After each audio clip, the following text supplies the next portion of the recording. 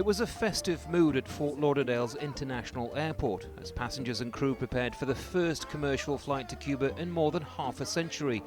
Routes were approved in February. Since then, airlines have been racing to establish new services. Go to Cuba from America, and especially from Fort Lauderdale, is a big deal, not just to Florida and South Florida, but to our country as a whole, and it's a very exciting time. For Cuban Americans in particular, it's a significant development. Until now, most used expensive charter flights. But for the Martinez family, who are traveling to the island to get married and baptize their children, it's a day they've long waited for. Flown to Cuba before, but never in a regular flight, and for this to be the first flight, I mean, it's awesome. We knew this day was going to come, but it took longer than what we thought, but it's here finally. As the plane landed in Santa Clara, there was applause on board and warm greetings on the ground. The flight may have lasted less than an hour, but its significance was not lost on officials.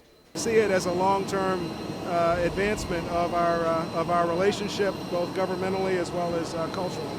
Since the normalization process began, cultural exchanges between the US and Cuba have increased dramatically, but this is a whole new phase. This is just the first of many, many flights between the US and Cuba, meaning this really will be a new chapter in relations between these two countries. The US economic embargo may still be in place. Only an act of Congress can change that. But nonetheless, this is a symbolic moment for two countries that were for so long enemies. Andy Gallagher, Al Jazeera, Santa Clara, Cuba.